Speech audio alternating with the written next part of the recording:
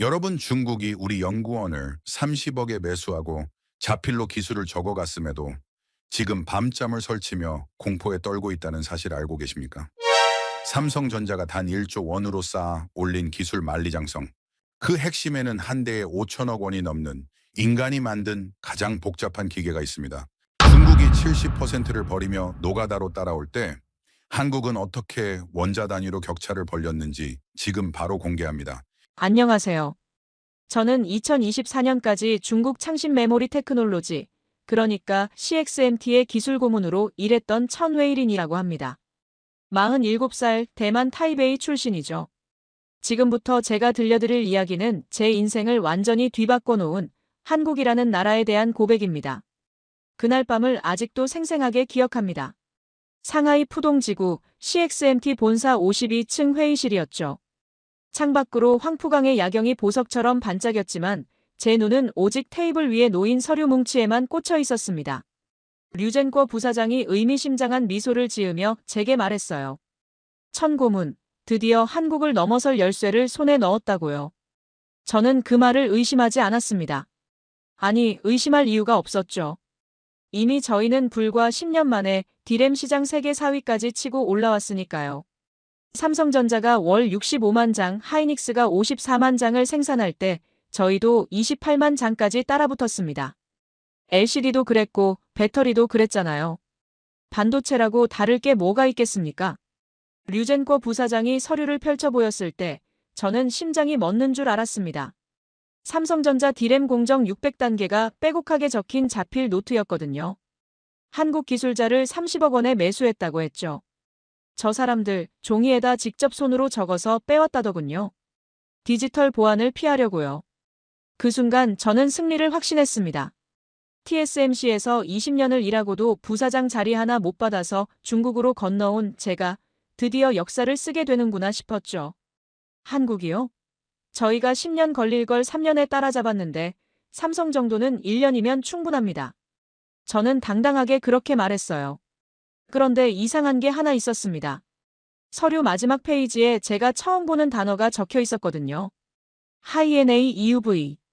그 옆에는 물음표가 3개나 붙어 있었습니다. 한국 기술자도 잘 모르는 건가 대수롭지 않게 넘겼죠. 그게 제 인생 최대의 실수였다는 걸 그땐 까맣게 몰랐습니다. 일주일 후 저는 선전의 한 호텔에서 그 한국 기술자를 직접 만났습니다. 보안을 위해 이름은 이모 씨라고만 부르겠습니다.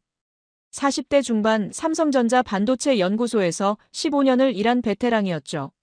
30억 원. 그 돈이 사람의 양심을 얼마나 쉽게 무너뜨리는지 저는 그날 똑똑히 목격했습니다. 이모 씨는 만나자마자 주변을 두리번거렸어요. 항상 주변에 국정원이 있다고 생각하라고 류젠궈 부사장이 신신당부했다더군요. 만약 체포되면 카카오톡으로 하트 4개를 보내라고요. 그러면 가족 보호 조치를 취해주겠다고 했답니다. 그 말을 듣는 순간 저는 이게 단순한 기술 거래가 아니라는 걸 느꼈습니다. 이건 전쟁이었어요. 이모 씨가 건넨 두 번째 서류 뭉치는 더 충격적이었습니다. 삼성전자의 향후 3년 로드맵, 하이닉스의 차세대 HBM 설계도, 심지어 아직 공개되지 않은 신규 장비 도입 계획까지 있었거든요. 저는 밤새 그 문서들을 분석했습니다. 이 정도면 충분하다, 아니 차고 넘친다고 생각했죠. 그런데 분석을 하면 할수록 이상한 점이 눈에 들어왔습니다. 모든 문서에 High-NA EUV라는 단어가 반복적으로 등장하는 거예요. 이모 씨에게 물었더니 본인도 정확히는 모른다고 했습니다. 그냥 엄청 비싼 장비라고만 들었다더군요. 한 대에 5천억 원이 넘는다고요. 저는 코웃음을 쳤습니다. 그 돈이면 우리 공장을 하나 더 지을 수 있는데 장비 한 대에 그 돈을 쓰다니 삼성이 미쳤군요. 며칠 후 뉴스에서 삼성전자가 ASML에 1조 1천억 원을 투자해서 High-NA EUV 2대를 도입한다는 소식이 떴습니다. 류젠궈 부사장은 비웃었어요. 장비가 뭐가 중요하냐고 우리한텐 사람이 있지 않느냐고요. 저도 그 말에 동의했습니다. 기술은 결국 사람 머릿속에 있는 거니까요. 장비는 그냥 도구일 뿐이라고 생각했죠. 그날 밤 딸 메이링에게서 영상통화가 왔습니다. 미국에서 유학 중인 22살짜리 제 전부였죠. 아빠, 요즘 무슨 일 해요? 아무렇지 않게 던진 질문이었는데 저는 왜인지 대답이 막혔습니다. 그냥 바쁘다고만 했어요. 메이링이 웃으며 말했죠. 아빠가 하는 일 자랑스러운 거였으면 좋겠다고요. 전화를 끊고 한참을 창밖만 바라봤습니다. 그로부터 한 달 후, 저는 류젠궈 부사장에게 불려갔습니다. 상하이 본사가 아니라 베이징의 비밀 회의실이었어요. 들어가 보니 중국 정부 관계자로 보이는 사람들이 5명이나 앉아 있더군요. 분위기가 심상치 않았습니다. 류젠궈 부사장이 제게 속삭였어요. 천고문, 오늘부터 당신이 한국 프로젝트 총책임자라고요. 회의 내용은 충격적이었습니다. 단순히 기술을 따라잡는 게 아니라 한국 반도체 산업 자체를 무너뜨리라는 거였어요. 삼성전자의 핵심 인력을 계속 빼오고 기술 문서를 유출시키고 궁극적으로는 글로벌 시장에서 한국을 밀어내라는 겁니다. 저한테 주어진 예산이 얼마였는지 아세요? 5천억 원이었습니다. 사람 매수하고 정보 수집하고 필요하면 공장까지 세우라고요. 솔직히 말하면 그때 저는 흥분했습니다. TSMC에서 20년 동안 묵묵히 일만 했는데 누구 하나 알아주는 사람이 없었거든요. 부사장 승진 심사에서 떨어졌을 때 상사가 뭐라고 했는지 아세요? 당신은 기술자지 리더가 아니라고요. 그 말이 얼마나 가슴에 박혔는지 모릅니다. 그런데 지금 중국은 저를 총책임자로 앉히고 5천억 원의 예산을 맡기고 있잖아요. 제 가치를 알아주는 곳에서 일하는 게 뭐가 잘못입니까? 회의가 끝나고 호텔로 돌아오는 길에 뉴스 알림이 떴습니다. 삼성전자가 ASML로부터 하이엔A EUV 2대를 공식 도입한다는 내용이었어요. 투자 금액 1조 1천억 원. 저는 피식 웃었습니다. 장비 2대에 1조 원이라니 저 돈이면 우리는 공장 3개를 지을 수 있는데 말이죠. 삼성이 드디어 미쳤구나 그렇게 생각했어요. 그런데 기사를 자세히 읽어보니 이상한 내용이 있었습니다. 이 장비는 ASML 혼자 만든 게 아니라는 거예요. 독일 자이스가 반사경을 만들고 영국 에드워드가 진공 펌프를 공급하고 미국 KLA가 검사 시스템을 담당한다고 했습니다. 그리고 결정적으로 이 장비는 미국 정부의 승인 없이는 중국에 판매할 수 없다고 적혀 있었어요. 가슴이 철렁 내려앉았습니다. 류젠궈 부사장에게 전화했더니 대수롭지 않다는 반응이었어요. 장비가 없으면 어떻습니까? 우리한테는 사람이 있잖아요. 한국 기술자들 머릿속에 있는 거 다 빼오면 되는 거 아닙니까? 저도 그 말에 동의하려고 했습니다. 그런데 왜인지 목소리가 나오지 않더군요. 뭔가 거대한 벽이 눈앞에 서 있는 느낌이었어요. 그날 밤 딸 메이링에게서 또 전화가 왔습니다.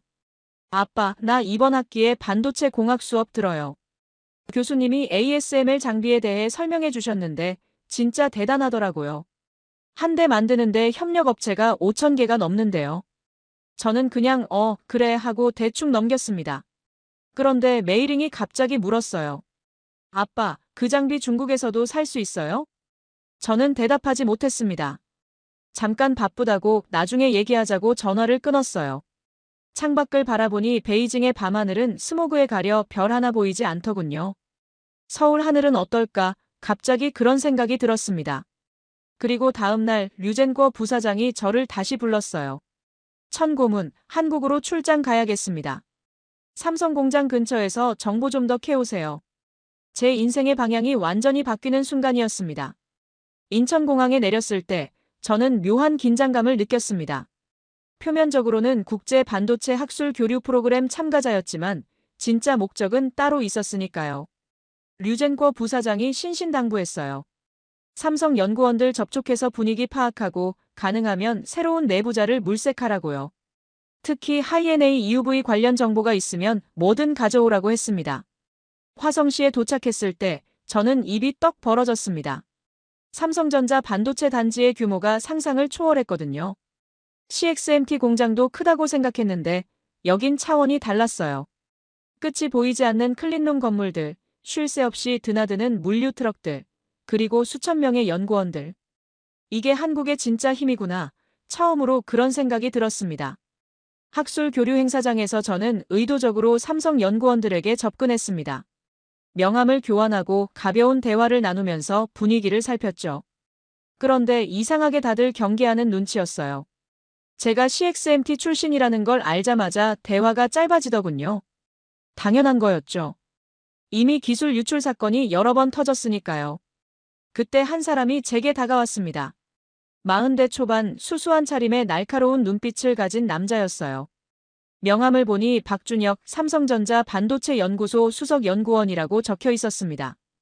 저도 당연히 경계할 줄 알았는데 의외로 먼저 말을 걸어왔어요. 천웨일인 고문님이시죠? TSMC 출신이라고 들었습니다. 잠깐 얘기 좀 할까요? 우리는 행사장 밖 벤치에 앉았습니다. 박준혁 연구원이 단도직입적으로 말했어요. 천 고문님, 저희가 왜 당신을 경계하는지 아시죠? 저는 솔직하게 대답했습니다. 기술 유출 때문이겠죠. 그러자 그가 피식 웃었어요. 기술 유출이요? 그거 별로 신경 안 씁니다. 저는 의아했죠. 아니, 우리가 당신네 핵심 기술을 빼갔는데 신경을 안 쓴다고요? 박준혁 연구원의 대답은 충격적이었습니다. 천 고문님, 당신들이 가져간 그 자료요. 이미 2년 전 기술입니다. 저는 믿을 수 없었어요. 30억 원을 주고 목숨을 걸고 빼낸 정보가 구식이라니요. 그가 계속 말했습니다. 반도체는 1년이면 세대가 바뀝니다.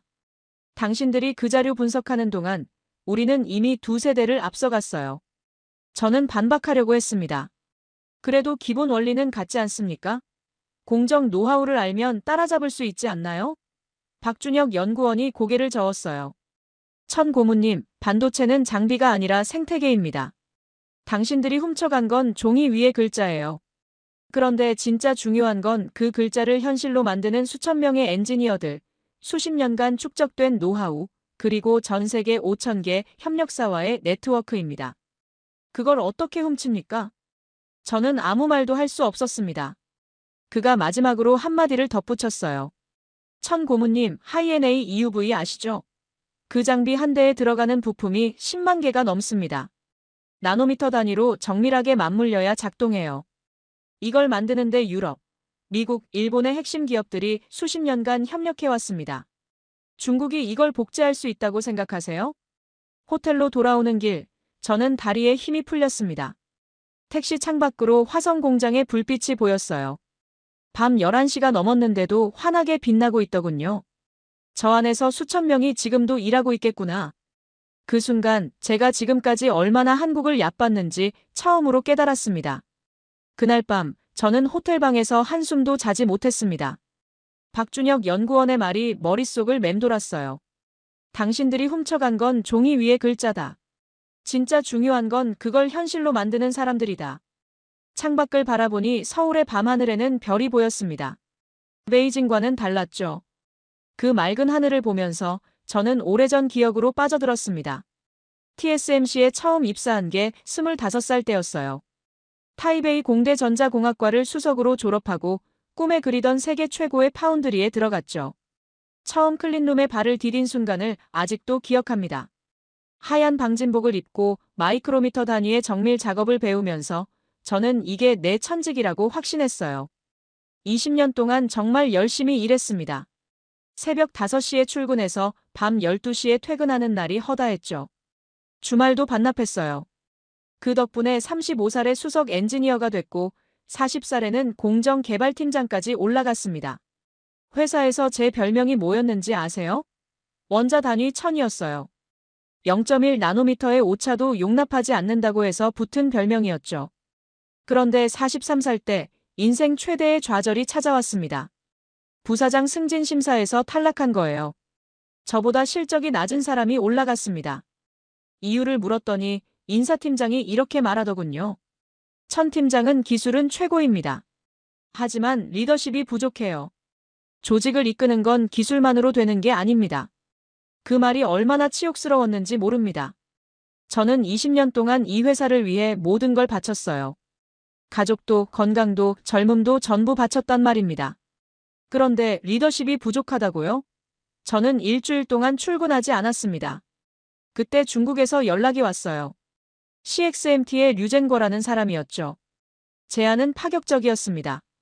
연봉 3배, 기술 고문 직함, 그리고 모든 프로젝트의 최종 결정권. 류젠거는 이렇게 말했어요. 천 고문님, 당신 같은 인재가 대만에서 썩고 있는 건 인류의 손실입니다. 중국에서 당신의 진짜 가치를 보여주세요. 저는 일주일을 고민했어요. 그리고 사표를 냈습니다. 지금 생각하면 그게 복수심이었던 것 같습니다. 나를 알아주지 않는 곳에서 더 이상 일할 수 없다. 내 가치를 인정하는 곳에서 새 출발하겠다. 그런 마음이었죠. 딸 메이링은 반대했어요. 아빠, 중국은 위험해요. 미국이랑 사이도 안 좋잖아요. 하지만 저는 듣지 않았습니다. 호텔 창밖을 바라보며 그때를 떠올렸습니다. CXMT에서 3년. 처음에는 정말 행복했어요. 제 말 한마디에 수백 명이 움직이고 수천억 원의 예산이 집행됐으니까요. 그런데 어느 순간부터 공허해지기 시작했습니다. 여기서 내가 만드는 게 뭐지? 한국 기술을 훔쳐서 복제하는 일? 이게 정말 내가 원하던 삶인가? 메이링의 얼굴이 떠올랐습니다. 아빠가 하는 일 자랑스러운 거였으면 좋겠어요. 그 말이 가슴을 파고들었죠. 25살에 클린룸에 처음 들어갔을 때 저는 세상을 바꾸는 기술을 만들고 싶었습니다. 그런데 지금 저는 뭘 하고 있는 걸까요? 남의 기술을 훔치고 경쟁사를 무너뜨리고 그게 과연 가치 있는 일인가요? 새벽 4시, 저는 박준혁 연구원의 명함을 꺼내 들었습니다. 그에게 다시 만나고 싶다는 메시지를 보냈어요. 류젠코 부사장에게는 비밀로 했습니다. 다음 날 새벽, 저는 약속 장소로 나갔습니다. 화성 공장 근처의 작은 카페였어요. 박준혁 연구원이 먼저 와서 기다리고 있더군요. 그는 제가 왜 다시 만나자고 했는지 물었습니다. 저는 솔직하게 대답했어요. 어제 당신이 한 말이 계속 머릿속에서 맴돌았습니다. 반도체는 장비가 아니라 생태계라고 하셨잖아요. 그게 무슨 뜻인지 더 알고 싶습니다. 박준혁 연구원은 잠시 저를 바라보더니 자리에서 일어났습니다. 직접 보여드릴까요? 저는 놀랐어요. 삼성 공장 내부를 보여주겠다는 건가요? 그가 고개를 저었습니다. 내부는 보안 때문에 안 되고요. 대신 밖에서 볼 수 있는 게 있어요. 저는 그를 따라 공장 단지 외곽으로 걸어갔습니다. 새벽 3시였는데 연구동에 불이 환하게 켜져 있었습니다. 저 안에서 지금도 수백 명이 일하고 있어요. 박준혁 연구원이 말했습니다. 반도체 공정은 24시간 멈추지 않습니다. 기계가 멈추면 그 순간 오차가 생기거든요. 그래서 우리 연구원들은 교대로 밤을 새웁니다. 0.1 나노미터의 오차를 잡기 위해서요. 그때 공장 옆문에서 한 사람이 나왔습니다. 작업복을 입은 50대 남자였어요. 박준혁 연구원이 그를 불렀습니다. 오창수 기술자님, 여기 웬일이세요? 오창수라는 사람이 피곤한 얼굴로 웃었어요. 에이, 박수성님. EX 장비 캘리브레이션 좀 다시 해야 해서요. 어제 0.03 나노 틀어졌거든요. 0.03 나노미터. 머리카락 굵기의 100만 분의 1도 안 되는 오차였습니다. 그걸 잡으려고 새벽 3시에 나온 거예요. 저는 물었습니다. 그 정도 오차면 무시해도 되지 않습니까? 오창수 기술자가 고개를 저었어요. 천 고문님, 0.03 나노가 쌓이면 0.3이 되고 그게 또 쌓이면 3나노가 됩니다. 우리는 그걸 용납하지 않아요. 칩 하나에 들어가는 트랜지스터가 몇 개인지 아세요? 100억 개가 넘습니다. 그 말을 듣는 순간 저는 CXMT와의 차이를 확실히 느꼈습니다. 우리 공장에서는 1나노 오차까지는 그냥 넘어가거든요. 어차피 수율이 30%밖에 안 되니까 세세한 오차에 신경 쓸 여유가 없었어요. 그런데 한국은 0.03나노도 용납하지 않는다고요. 박준혁 연구원이 제게 다른 사람들도 소개해줬습니다. 김소영이라는 젊은 여성 엔지니어는 하이엔A EUV 운용 전문가였어요. 28살인데 벌써 그 장비의 모든 파라미터를 외우고 있더군요. 제가 물었습니다. 그 장비 얼마나 복잡합니까? 김소영 엔지니어가 웃으며 대답했어요. 부품이 10만 개가 넘고요. 매뉴얼만 5,000페이지예요. 처음에는 저도 막막했는데 1년 동안 매일 공부했더니 이제 좀 익숙해졌어요. 정밀환이라는 연구원도 만났습니다. 한국 반도체 산업협회 소속인데 글로벌 시장 데이터를 분석하는 전문가였어요. 그녀가 보여준 그래프는 충격적이었습니다. 중국 CXMT와 삼성전자의 기술 격차가 점점 벌어지고 있었거든요. 특히 고부가가치 제품에서는 비교 자체가 불가능했습니다. 새벽 5시 동이 트기 시작했습니다. 박준혁 연구원이 제게 말했어요. 천 고문님, 왜 저희가 당신에게 이런 걸 보여주는지 아세요? 저는 모르겠다고 대답했습니다. 그가 진지한 눈으로 저를 바라봤어요. 당신 눈에서 무언가가 보였거든요. 그냥 스파이의 눈이 아니었어요. 기술자의 눈이었습니다. 진짜 기술을 갈망하는 눈이요. 저는 아무 말도 할 수 없었습니다. 그가 맞았거든요. CXMT에서 3년 동안 저는 단 한 번도 이런 열정을 느껴본 적이 없었습니다. 그냥 남의 기술을 분석하고 복제하고 흉내내는 일만 했어요. 그런데 지금 여기서 만난 한국 사람들은 달랐습니다. 그들은 진짜 무언가를 만들고 있었어요. 세상에 없던 것을 창조하고 있었단 말입니다. 호텔로 돌아오는 길, 저는 류젠꼬 부사장에게 보고해야 한다는 걸 알았습니다. 하지만 전화기를 들 수가 없었어요. 대신 딸 메이링에게 메시지를 보냈습니다. 메이링아, 아빠가 좋은 사람들을 만났어. 자세한 건 나중에 얘기해 줄게. 메이링이 바로 답장을 보내왔어요. 아빠, 무슨 일이야? 목소리가 달라 보여요. 저는 그냥 웃음 이모티콘만 보냈습니다. 아직은 말할 수 없었거든요. 한국 출장을 마치고 중국으로 돌아왔습니다. 류젠코 부사장이 공항까지 마중 나왔더군요. 표정이 좋지 않았습니다. 천고문, 한국에서 뭘 했습니까? 새로운 내부자는 확보했어요? 저는 아직 진행 중이라고 얼버무렸습니다. 그가 눈을 가늘게 뜨더니 말했어요. 시간이 없어요. 이번 주 안에 결과물이 필요합니다. CXMT 공장으로 가는 길에 저는 생산 현황 보고를 받았습니다. 7나노 공정 시도 중인데 수율이 여전히 30%대에 머물러 있었어요. 100개를 만들면 70개를 버려야 한다는 뜻이었죠. AS 커드 P 방식의 한계였습니다. A4 용지에 두꺼운 매직으로 가는 선을 그리려면 어떻게 해야 하죠? 테이프를 붙이고 4번 더 칠해야 합니다. 중국이 하고 있는 게 바로 그거예요. 클린룸에 들어가 보니 장하오라는 젊은 엔지니어가 작업 중이었습니다. 30살도 안 됐는데 벌써 팀장이에요. 야심이 대단한 친구였죠. 저를 보자마자 비아냥거리듯 말했어요. 천 고모님, 한국 구경 잘하셨어요? 거기서 뭐 배워오셨습니까? 저는 무시하려 했지만 그가 계속 말을 이었어요. 고모님 같은 9세대 방식으로는 삼성 못 따라잡습니다. 우리 방식이 답이에요. 장하오가 말하는 방식이란 더 많은 인력을 투입해서 노가다로 수율을 끌어올리는 거였습니다. 실제로 CXMT는 엔지니어가 3만 명이 넘어요. 삼성의 2배죠. 문제가 생기면 사람을 더 투입하고 하루 24시간 돌리는 겁니다. 장하오는 이 방식이면 5년 안에 삼성을 따라잡을 수 있다고 호언장담했습니다. 저는 그 말을 듣고 있을 수가 없었습니다. 화성에서 본 것이 자꾸 떠올랐거든요. 한국 엔지니어들은 0.03나노미터 오차를 잡기 위해 새벽까지 일하고 있었어요. 그런데 우리는 1나노 오차도 그냥 넘기고 있잖아요. 이건 노가다로 해결될 문제가 아닙니다. 근본적인 접근 방식이 다른 거예요. 장하오에게 물었습니다. 장 팀장, 하이엔A EUV 없이 얼마나 갈 수 있다고 생각해요? 그가 코웃음을 쳤어요. 장비가 뭐가 중요합니까? 우리한테는 사람이 있잖아요. 한국 기술자들 더 빼오면 되는 거 아닙니까? 저는 한숨이 나왔습니다. 한 달 전만 해도 저도 똑같은 생각을 했거든요. 회의실에서 류젠코 부사장과 단둘이 마주 앉았습니다. 그가 다짜고짜 물었어요. 천고문, 당신 요즘 이상해요. 한국에서 무슨 일이 있었습니까? 저는 솔직하게 말할 수 없었습니다. 대신 조심스럽게 의견을 냈어요. 부사장님, 저희 방식에 한계가 있는 것 같습니다. AS 커드 P로는 삼성을 절대 따라잡을 수 없어요. 류젠코 부사장의 얼굴이 굳어졌습니다. 무슨 소리예요? 우리가 지금 세계 4위인데. 저는 대답했죠. 네, 물량으로는 4위예요. 하지만 기술로는 아직 10년 이상 뒤처져 있습니다. 하이엔A EUV 없이는 그 격차를 절대 좁힐 수 없어요.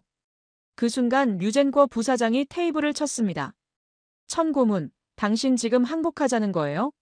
우리가 미국한테 무릎 꿇어야 한다는 겁니까? 저는 그게 아니라고 말하려 했지만 그가 말을 끊었어요. 됐어요. 당신한테 더 이상 기대 안 합니다. 6개월 안에 성과 내세요. 아니면 당신 자리 없어요. 회의실을 나오니 장하오가 기다리고 있었습니다. 싱긋 웃으며 말했어요. 천 고모님, 부사장님한테 혼나셨어요? 9세대는 어쩔 수 없죠. 이제 저희 세대가 할 차례입니다. 저는 아무 말도 하지 않고 지나쳤어요. 하지만 속으로는 알고 있었습니다. 장하오도 류젠코도 그리고 한 달 전에 나도 모두 같은 착각에 빠져 있었다는 걸요. 그날 밤 뉴스를 보다가 가슴이 철렁했습니다. 기술 유출로 한국 검찰에 기소된 전직 삼성 연구원이 징역 5년을 선고받았다는 기사였어요. 이모 씨, 제가 한 달 전에 직접 만났던 그 사람이었습니다. 30억 원을 받고 기술을 팔았던 그 사람이 이제 감옥에 갇히게 된 거예요. 그 순간 깨달았습니다. 내가 하고 있는 일이 정말 옳은 건가? 이모 씨 징역 선고 뉴스를 본 후 저는 밤잠을 설쳤습니다. 그리고 결심했죠. 하이엔A EUV에 대해 제대로 파헤쳐 보자고요. 지금까지 저는 그냥 비싼 장비라고만 생각했어요. 1조 원짜리 사치품이라고요. 그런데 한국에서 만난 사람들의 말을 종합해보면 이건 단순한 장비가 아닌 것 같았습니다. 자료를 모으기 시작했습니다. 공개된 논문들, 기술 보고서들, 업계 뉴스들. 그리고 TSMC 시절 동료들에게도 연락했어요. 특히 왕리웨이라는 친구가 있었는데 지금은 ASML 아시아 지사에서 일하고 있었죠. 그에게 조심스럽게 물었습니다. 리웨이, 하이엔A EUV가 뭐가 그렇게 대단한 거야? 왕리웨이의 대답은 제 세계관을 뒤흔들어 놓았습니다. 웨일인, 그건 장비가 아니야. 지구상에 존재하는 모든 첨단 기술의 집합체라고 봐야 해. ASML 혼자 만드는 게 아니거든. 독일 자이스가 반사경을 만들고 영국 에드워드가 초고진공 펌프를 공급하고 미국 KLA가 결함 검사 시스템을 담당해. 협력업체가 5,000개가 넘어. 저는 믿기지 않았습니다. 장비 하나에 협력업체가 5,000개라고요? 왕리웨이가 계속 설명했어요. 그것만이 아니야. 이 장비에 들어가는 핵심 부품들은 나노미터 단위로 정밀하게 맞아떨어져야 해. 예를 들어 자이스의 반사경은 표면 거칠기가 0.01 나노미터 이하야. 원자 몇 개 수준이라고 생각하면 돼. 이런 정밀도를 달성하려면 수십 년간 축적된 노하우가 필요해. 제가 물었습니다. 그럼 중국이 리버스 엔지니어링으로 복제할 수 있어? 왕리웨이가 웃었어요. 웨일인, 장비의 외형은 복제할 수 있어. 도면도 뽑을 수 있고. 하지만 그 안에 들어가는 알고리즘, 소프트웨어, 그리고 수십 년간 쌓인 노하우는 어떻게 복제해? 게다가 이 기업들은 모두 미국 정부와 연결되어 있어. 중국에는 절대 안 팔아. 충격적인 사실을 하나 더 알게 됐습니다. 하이엔A EUV의 진짜 핵심은 레이저 광원이 아니라 결함을 찾아내고 복구하는 능력이라는 거예요. EBID와 EBE라는 기술인데 원자 단위로 정밀하게 채우고 깎는 거였습니다. 박준혁 연구원이 말한 붕어빵 틀의 비유가 떠올랐어요. 아무리 좋은 반죽과 팥이 있어도 틀이 더럽거나 구멍이 나 있으면 제대로 된 붕어빵을 만들 수 없다고요. 저는 며칠 동안 분석에 몰두했습니다. 그리고 결론을 내렸어요. 중국은 이걸 따라잡을 수 없다. 장비 한 대를 복제하는 게 아니라 전 세계에 흩어져 있는 수천 개 기업의 생태계를 통째로 복제해야 하는 문제였습니다. 그건 불가능에 가까웠어요. 류젠코 부사장에게 보고하러 갔습니다. 제 분석 결과를 설명했죠. 그런데 그의 반응은 예상과 달랐습니다. 그래서 어쩌란 거예요? 포기하자고요? 저는 그게 아니라 전략을 바꿔야 한다고 말했어요. 기술을 훔치는 게 아니라 독자적으로 개발해야 합니다. 시간이 걸리더라도요. 류젠코 부사장이 냉소적으로 웃었습니다. 천고문, 당신 참 순진하군요. 독자 개발이요? ASML이 EUV 하나 만드는데 20년 걸렸어요. 우리가 그 시간을 기다릴 수 있다고 생각해요? 우리는 지금 당장 결과가 필요합니다.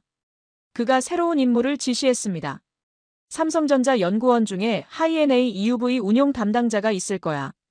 그 사람을 찾아서 접촉하세요. 얼마가 들든 상관없어요. 제가 말했죠. 부사장님, 그건 범죄입니다. 그가 테이블을 치며 소리쳤어요. 범죄요? 미국이 우리한테 장비 안 파는 것도 범죄 아닙니까? 우리는 생존을 위해 싸우는 거예요. 회의실을 나오면서 저는 손이 떨렸습니다. 제가 직접 한국인 기술자를 매수하라는 거였어요. 이모 씨처럼요. 그 사람은 지금 징역 5년을 선고받고 감옥에 있습니다. 제가 그 일에 가담하면 어떻게 될까요? 저도 범죄자가 되는 겁니다. 그날 밤 왕리웨이에게 다시 연락했습니다. 리웨이, 너 지금 삼성이랑 일하지? 그 사람들 진짜 어때?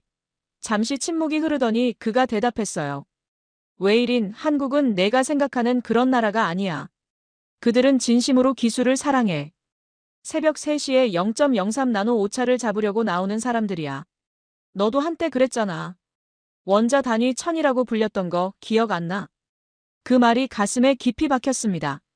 원자 단위 1000. TSMC 시절의 저였죠. 언제부터 저는 기술을 사랑하는 대신 기술을 훔치는 사람이 됐을까요? 왕리웨이와의 통화 이후 저는 한동안 아무것도 할 수 없었습니다. 원자 단위 1000. 그 별명이 머릿속에서 떠나지 않았어요. TSMC 시절 저는 정말 그랬습니다. 0.01 나노미터의 오차도 용납하지 않았죠. 새벽까지 클린룸에 남아서 장비를 조정하고 주말에도 출근해서 데이터를 분석했어요. 그때 저는 진짜 기술자였습니다. 그런데 지금의 저는 뭘까요? 남의 기술을 훔치고 사람을 매수하고 그게 과연 기술자가 할 일입니까? 며칠 후 CXMT 내부 보고서가 제 책상 위에 올라왔습니다. 읽는 순간 심장이 쿵 내려앉았어요. 삼성전자와의 기술 격차가 오히려 벌어지고 있다는 내용이었거든요. 하이-NA EUV 도입 이후 삼성의 수율이 95%를 돌파했다고 합니다. 100개를 만들면 95개가 정상 제품이라는 뜻이에요. 우리는요? 여전히 30%대였습니다. 100개 중 70개를 버려야 하는 거죠. 보고서의 다음 페이지는 더 충격적이었습니다. 삼성전자가 하이-NA EUV를 활용해서 2나노 공정 개발에 착수했다는 거예요. 2나노요. 우리는 아직 7나노도 제대로 못 만들고 있는데 삼성은 벌써 2나노를 준비하고 있었습니다. 기술 격차가 좁혀지기는커녕 더 벌어지고 있었어요.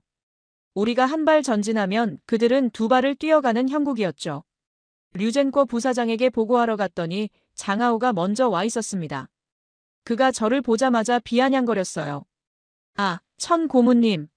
한국 출장 다녀오시더니 기운이 없어 보이시네요. 혹시 거기서 투항이라도 하셨어요? 저는 무시하려 했지만 그가 계속 말을 이었습니다. 고문님 같은 9세대 방식으로는 안 됩니다. AS 커드피를 더 발전시키면 우리도 할 수 있어요. 사람만 더 투입하면 됩니다. 류젠코 부사장도 장하오 편을 들었습니다. 장 팀장 말이 맞아요. 우리한테는 사람이 있잖아요. 엔지니어 3만 명이에요. 삼성의 2배입니다. 장비가 없으면 노가다로라도 따라잡아야죠. 저는 반박하려 했어요. 부사장님, 노가다로는 한계가 있습니다. 수율 30%로는 절대 경쟁이 안 돼요. 그런데 류젠코 부사장이 손을 들어 제 말을 끊었습니다. 천 고문, 당신 요즘 이상해요. 한국에서 대체 무슨 일이 있었던 겁니까? 혹시 그쪽 사람들한테 회유라도 당한 거 아니에요? 저는 그게 아니라고 말하려 했지만 그의 눈빛이 차가웠습니다. 당신한테 6개월 줬잖아요. 이제 4달 남았습니다. 그 안에 성과 못 내면 당신 자리 없어요. 장 팀장이 대신할 준비 다 됐거든요. 회의실을 나오니 다리가 후들거렸습니다. 장하오가 뒤따라 나오며 말했어요. 천 고문님, 저도 부사장님한테 건의했어요. 고문님은 이제 너무 늙으셨다고요. 신세대한테 자리 넘겨주실 때 됐습니다.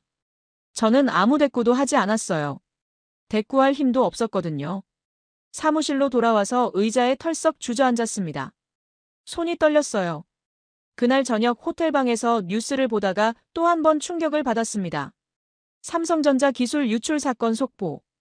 검찰이 추가로 7명을 기소했다는 내용이었어요. 그 중에는 제가 아는 이름도 있었습니다. CXMT와 비밀리에 접촉했던 에이전트들이었죠. 앵커가 말했어요. 검찰은 배후에 중국 기업이 있는 것으로 보고 수사를 확대하고 있습니다. 심장이 쿵쾅거렸습니다. 수사가 확대되고 있다고요. 그럼 저도 조사 대상이 될 수 있는 거 아닙니까? 저는 직접 한국 기술자를 만났고 기밀 문서를 받았고 그걸 분석해서 CXMT에 보고했어요. 만약 한국 검찰이 제 이름을 알게 되면 어떻게 될까요? 국제 수배라도 떨어지면요. 갑자기 방 안의 공기가 무거워졌습니다. 제가 지금 무슨 짓을 하고 있는 건지 처음으로 두려워졌어요. 딸 메이링 얼굴이 떠올랐습니다. 아빠가 범죄자가 되면 메이링은 어떻게 될까요? 미국에서 유학 중인데 아버지가 산업 스파이로 수배되면 그의 인생은 어떻게 되는 겁니까? 창밖을 바라봤습니다. 상하이의 밤하늘은 여전히 스모그에 가려 별 하나 보이지 않았어요. 서울 하늘에서는 별이 보였는데 새벽 3시까지 일하던 한국 엔지니어들의 얼굴이 떠올랐습니다. 오창수 기술자, 김소영 엔지니어, 박준혁 연구원. 그들은 0.03 나노미터 오차를 잡으려고 밤을 새웠죠. 저는요? 저는 그들의 기술을 훔치려고 밤을 새우고 있었습니다. 내가 대체 어디서부터 잘못된 걸까? TSMC에서 승진에 떨어졌을 때, 중국의 제안을 받아들였을 때, 아니면 처음부터 내 안에 이런 욕심이 있었던 걸까? 대답을 찾을 수 없었습니다. 그냥 머리가 텅 비어버린 느낌이었어요. 침대에 누웠지만 잠이 오지 않았습니다. 천장만 멍하니 바라보다가 새벽이 밝아왔어요. 잠을 설친 다음 날, 저는 박준혁 연구원에게 연락을 했습니다. 솔직히 말하면 그때 저는 절박했어요. CXMT에서는 버림받을 위기에 처해 있고 한국 검찰 수사는 확대되고 있고 앞으로 어떻게 해야 할지 전혀 모르겠더군요. 박준혁 연구원이 유일하게 제게 진심으로 대해준 사람 같았습니다. 그래서 용기를 내어 메시지를 보냈어요. 다시 한번 만나주실 수 있습니까? 꼭 드리고 싶은 질문이 있습니다. 의외로 그는 바로 답장을 보내왔습니다. 서울에 오실 수 있으면 만나죠. 저는 다음 날 비행기를 탔어요. 류젠거 부사장에게는 추가 정보 수집 차원이라고 보고했습니다. 거짓말이었죠. 진짜 목적은 제 머릿속의 혼란을 정리하는 거였어요. 서울 강남의 한 카페에서 박준혁 연구원을 만났습니다. 그가 먼저 물었어요. 천 고문님, 무슨 일이세요? 표정이 많이 안 좋아 보이시네요. 저는 잠시 망설이다가 솔직하게 털어놓았습니다.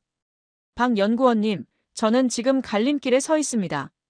한쪽은 제가 지금까지 해온 일을 계속하는 길이고 다른 한쪽은 완전히 다른 길입니다. 그런데 어느 쪽으로 가야 할지 모르겠어요. 박준혁 연구원이 커피를 한 모금 마시며 말했어요. 천 고문님, 뭘 알고 싶으신 건가요? 저는 대답했죠. 왜 한국은 따라잡을 수 없는 겁니까? 진짜 이유가 뭡니까? 장비 때문입니까? 사람 때문입니까? 아니면 다른 뭔가가 있는 겁니까? 그가 잠시 생각하더니 말했습니다. 천 고문님, 제가 EBID랑 EBE에 대해 설명해 드릴까요? 저는 그게 뭔지 물었어요. 그가 냅킨에 그림을 그리기 시작했습니다. 하이NA EUV로 회로를 그리면요. 아무리 정밀해도 결함이 생깁니다.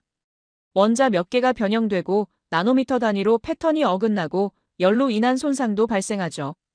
이건 피할 수 없어요. 저는 고개를 끄덕였습니다. 그건 저도 압니다. 결함은 어쩔 수 없죠. 박준혁 연구원이 손가락을 들어 보였어요. 그런데요, 중요한 건 그 결함을 어떻게 처리하느냐예요. EBID는 전자빔으로 원자를 증착시켜서 빈 곳을 채우는 기술입니다. 정밀하게 메꾸는 거죠. EBE는 반대로 전자빔으로 원자를 깎아내는 기술이에요. 튀어나온 곳을 정밀하게 깎는 겁니다. 제가 물었어요. 얼마나 정밀하게요? 그가 대답했습니다. 원자 단위로요. 원자 1개, 2개 수준에서 채우고 깎습니다. 저는 믿기지 않았어요. 원자 단위라고요? 그게 가능합니까? 박준혁 연구원이 고개를 끄덕였습니다. 가능해요. 그리고 이 기술의 핵심은 장비가 아니라 알고리즘이에요. 결함을 찾아내고 분석하고 최적의 방법으로 복구하는 알고리즘. 이게 수십 년간 축적된 노하우입니다. 그가 붕어빵 비유를 다시 꺼냈어요. 아까 붕어빵 틀 얘기했잖아요. 아무리 좋은 반죽과 팥이 있어도 틀이 더럽거나 구멍이 나 있으면 안 되죠. 하이NA EUV의 진짜 가치는 빛을 쏘는 능력이 아니라 틀을 완벽하게 관리하는 능력이에요. 결함을 찾아내고 원자 단위로 복구하고 그래서 수율을 95% 이상으로 유지하는 거죠. 저는 한참 동안 말이 나오지 않았습니다. CXMT에서 우리가 하는 건 뭘까요? AS 코드 P로 4번 덧칠해서 패턴을 그립니다. 결함이 생기면요? 그냥 버려요. 100개 중 70개를 버리는 거죠. 원자 단위로 복구하는 기술 같은 건 꿈도 못 꿉니다. 그러니까 수율이 30%밖에 안 되는 거예요. 박준혁 연구원이 말했습니다. 천 고문님, 장비만 사는 게 아닙니다. 삼성전자가 1조 원을 투자했다는 건 ASML이 수십 년간 구축한 생태계를 함께 샀다는 뜻이에요. 자이스의 반사경 기술, 에드워드의 진공 펌프 기술, KLA의 검사 기술, 그리고 이 모든 걸 통합하는 소프트웨어와 알고리즘. 이건 돈으로 살 수 있는 게 아니에요. 시간과 노력으로 쌓아야 하는 거죠. 제가 물었습니다. 그럼 중국은 영원히 따라잡을 수 없는 겁니까? 그가 고개를 저었어요. 영원이라고는 못하죠. 하지만 지금 방식으로는 절대 안 됩니다. 기술을 훔치고 사람을 매수하고 그런 식으로는요. 진짜 따라잡으려면 스스로 노하우를 쌓아야 해요. 그게 10년이 걸리든 20년이 걸리든. 카페를 나오면서 박준혁 연구원이 마지막으로 한마디를 덧붙였습니다. 천 고문님, 제가 왜 당신한테 이런 얘기를 해주는지 아세요? 저는 모르겠다고 대답했어요. 그가 말했죠. 당신 눈에서 아직 기술자의 영혼이 보이거든요. 훔치는 사람의 눈이 아니라 만들고 싶어하는 사람의 눈이요. 그 영혼을 잃지 마세요. 서울 하늘을 올려다봤습니다. 맑았어요. 별이 보일 것 같았습니다. 호텔로 돌아오는 길에 딸 메이링에게 전화했어요. 메이링아, 아빠가 좋은 사람을 만났어. 진짜 기술자를 만났어. 메이링이 물었죠. 아빠, 무슨 일이야? 목소리가 달라졌어. 저는 웃으며 대답했습니다. 아직은 모르겠어. 하지만 뭔가 달라질 것 같아. 박준혁 연구원과의 만남 이후 저는 며칠간 서울에 더 머물렀습니다. 류젠꼬 부사장에게는 추가 정보 수집 중이라고 보고했어요. 사실 거짓말이었죠. 저는 그냥 생각을 정리할 시간이 필요했습니다. 호텔방에 틀어박혀서 지난 3년간의 삶을 돌아봤어요. CXMT에서 제가 한 일들, 매수한 사람들, 훔쳐낸 기술들. 그 모든 것들이 떠올랐습니다. 그러던 어느 날 박준혁 연구원에게서 연락이 왔어요. 천 고문님, 만나셨으면 하는 분이 계십니다. 제가 물었죠. 누구요? 그가 대답했습니다. 이태호라는 분이에요. 전직 삼성 임원이셨는데 한때 기술 유출에 가담했다가 돌아오신 분이죠. 저는 긴장했습니다. 기술 유출에 가담했다가 돌아왔다고요? 그런 사람이 왜 저를 만나려 합니까? 약속 장소는 서울 외곽의 조용한 찻집이었습니다. 이태호라는 사람은 50대 후반으로 보였어요. 얼굴에 깊은 주름이 파여 있었고 눈빛에는 후회와 피로가 묻어났습니다. 그가 먼저 말문을 열었어요. 천 고문님, 저도 당신 같은 길을 걸었던 사람입니다. 그의 이야기는 충격적이었습니다. 삼성전자에서 25년을 일했대요. 메모리 사업부 상무까지 올라갔죠. 그런데 50살 때 더 이상 승진이 안 된다는 걸 알았답니다. 그때 중국에서 제안이 왔어요. 연봉 5배, 부사장 직함. 저도 똑같았습니다. 내 가치를 알아주는 곳에서 일하고 싶었어요. 이태호가 한숨을 쉬며 말했습니다. 중국에서 3년을 일했어요. 처음에는 좋았죠. 돈도 많이 벌었고 대우도 좋았고. 그런데 어느 순간 깨달았어요. 저기서 제가 하는 일이 뭔지요. 한국을 무너뜨리는 일이었습니다. 제가 평생 쌓아온 것들을, 제 동료들이 피땀 흘려 만든 것들을 저는 팔아넘기고 있었어요. 저는 물었습니다. 그래서 어떻게 하셨습니까? 그가 대답했어요. 돌아왔습니다. 모든 걸 버리고요. 중국에서 받은 돈도 직함도 전부 포기했어요. 한국 검찰에 자수했습니다. 제가 알고 있는 것들을 전부 털어놓았죠. 기술 유출 네트워크, 매수된 사람들, 향후 계획까지요. 저는 놀라서 물었어요. 그럼 처벌은요? 그가 쓴웃음을 지었습니다. 당연히 받았죠. 집행유예 3년이요. 그리고 업계에서 완전히 퇴출됐어요. 삼성은 물론이고 어느 회사도 저를 안 받아줬습니다. 2년 동안 실업자였어요. 저는 그 말을 듣고 잠시 말을 잃었습니다. 그렇게까지 하면서 왜 돌아오셨습니까? 이태호가 저를 똑바로 바라보며 말했어요. 천 고문님, 중국에 있을 때 제 손자가 태어났습니다. 손자 얼굴을 보러 한국에 왔다가 문득 이런 생각이 들더군요. 이 아이가 크면 할아버지가 뭘 했는지 알게 될 텐데. 그때 저는 이 아이한테 뭐라고 말할 수 있을까? 할아버지는 한국을 배신하고 중국의 기술을 팔았단다. 그 생각을 하니까 더 이상 못하겠더라고요. 그의 말이 가슴 깊이 파고들었습니다. 저도 딸이 있거든요. 메이링이. 아빠가 하는 일이 자랑스러운 거였으면 좋겠다고 했어요. 그 말을 들었을 때 저도 비슷한 느낌을 받았습니다. 이태호가 고개를 끄덕였어요. 그렇죠. 우리가 하는 일이 다음 세대에 어떤 의미가 있는가? 그게 중요한 거예요. 저는 물었습니다. 이태호 상무님, 저는 어떻게 해야 합니까? 지금 저는 CXMT의 기술 고문이에요. 류젠코 부사장이 한국인 기술자를 더 매수하라고 압박하고 있습니다. 그 일을 하면 저도 범죄자가 되는 거죠.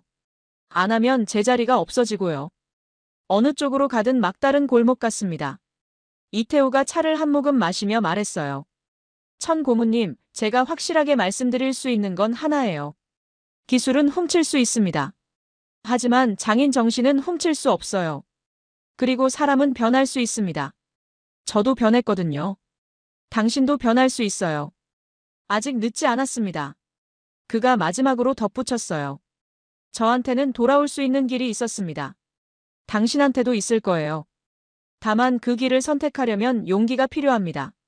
모든 걸 잃을 각오를 해야 하거든요. 돈, 직함, 명성, 전부요. 그런데 천 고문님, 그런 것들을 잃으면 뭐가 남을까요?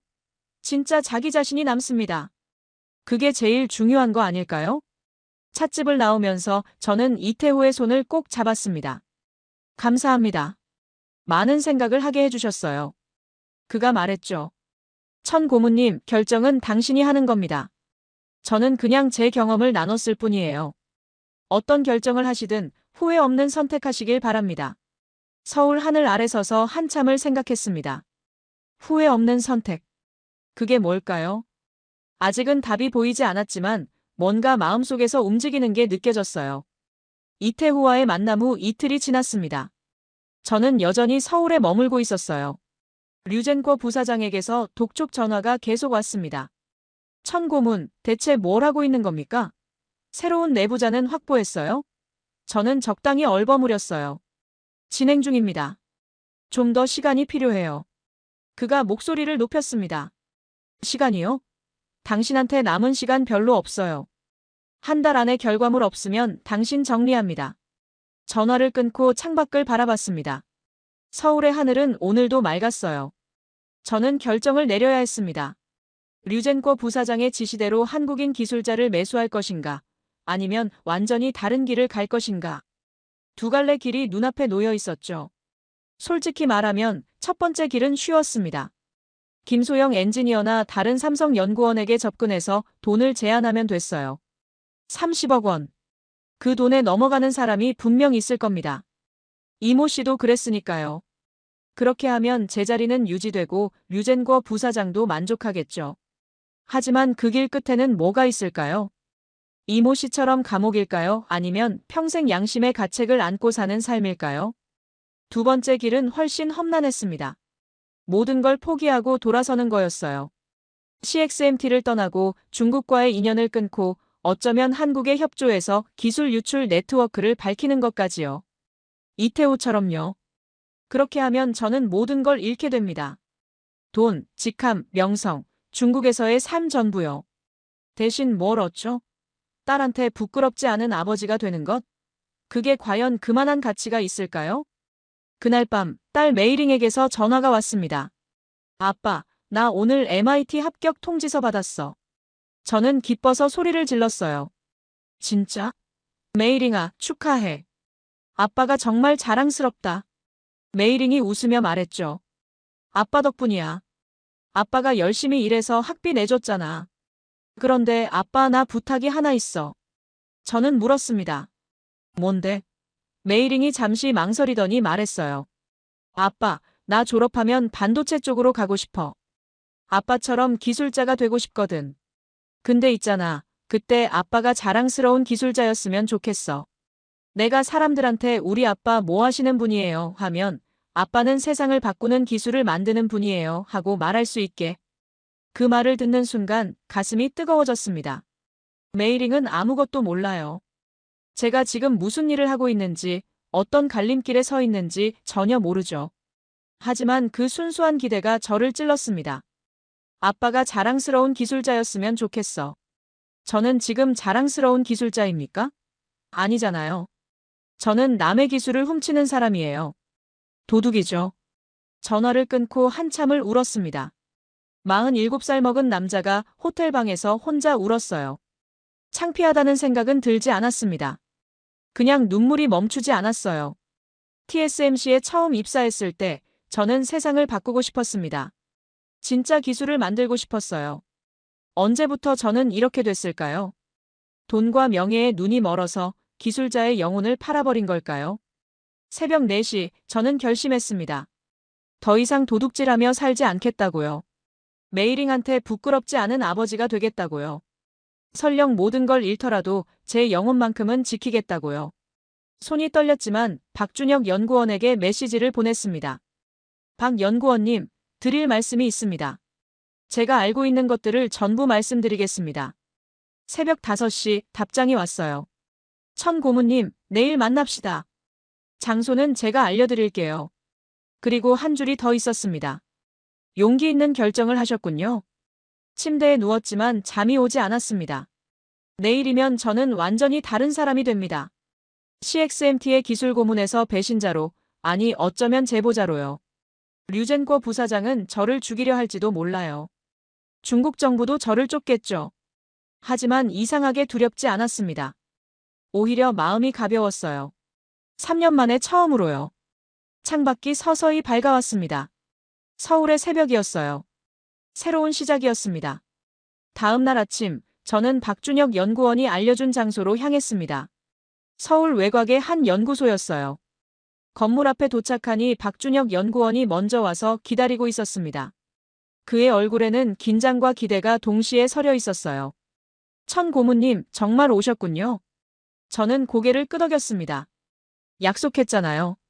제가 아는 것들을 전부 말씀드리겠다고요. 건물 안으로 들어가니 회의실에 여러 사람이 앉아 있었습니다. 박준혁 연구원이 소개해줬어요. 이분은 한국검찰의 첨단범죄수사부 검사님이시고 이분은 국가정보원 산업보안과 담당자분이십니다. 저는 잠시 망설였습니다.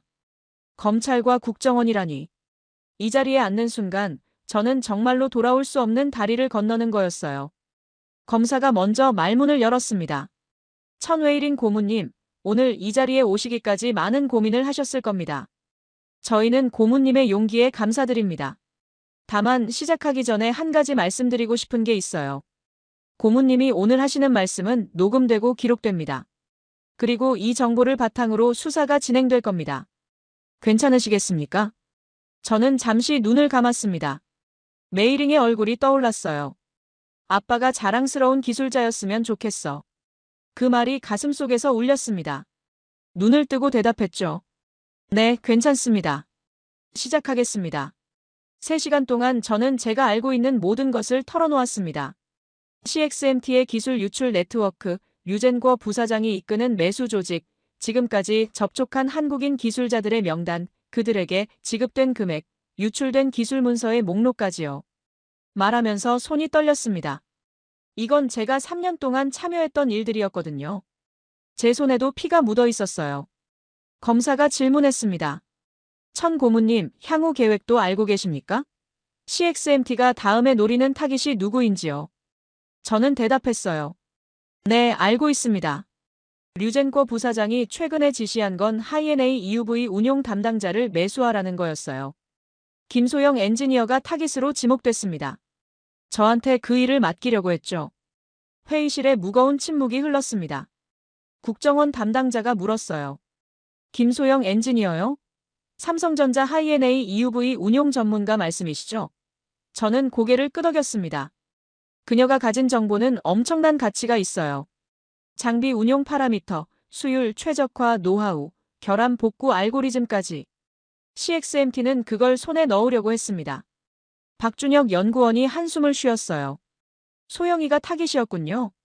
다행히 천 고문님이 알려주셔서 미리 보호 조치를 취할 수 있겠네요. 저는 고개를 숙였습니다. 죄송합니다.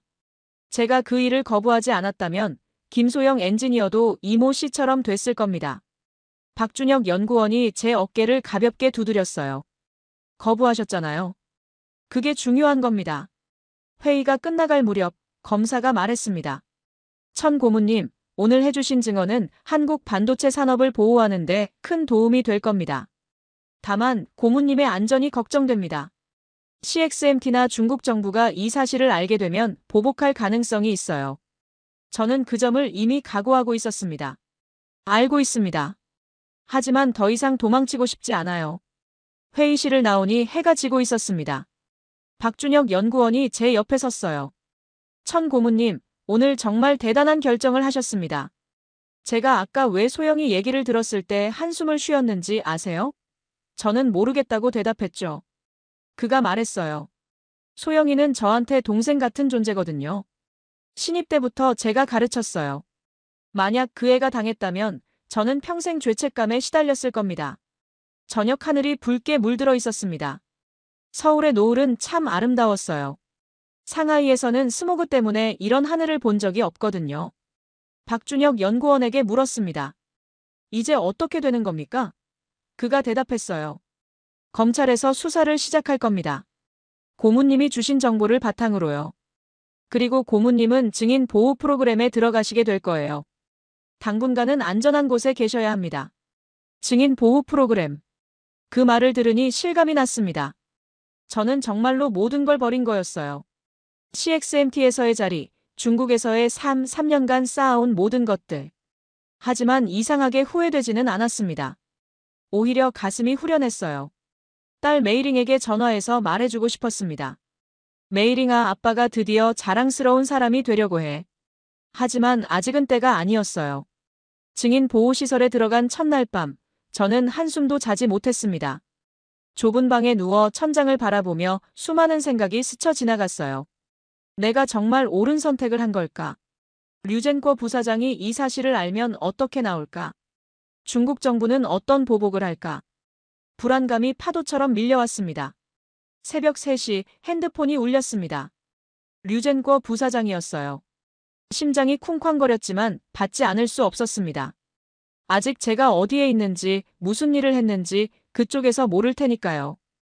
여보세요. 제 목소리가 떨렸습니다. 류젠꼬 부사장의 목소리는 차가웠어요. 천 고문, 지금 어디 있습니까? 한국에서 뭘 하고 있는 거예요? 김소영 건은 진행됐어요? 저는 잠시 망설였습니다. 거짓말을 해야 할까, 아니면 지금 여기서 모든 걸 끝내야 할까? 하지만 이미 결정은 내려져 있었죠. 저는 대답했어요. 류젠꼬 부사장님, 저는 더 이상 그 일을 할 수 없습니다. 전화기 너머로 침묵이 흘렀어요. 그리고 그의 목소리가 날카롭게 변했습니다. 뭐라고요?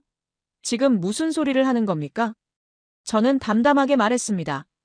저는 한국 검찰에 제가 아는 모든 것을 털어놓았습니다.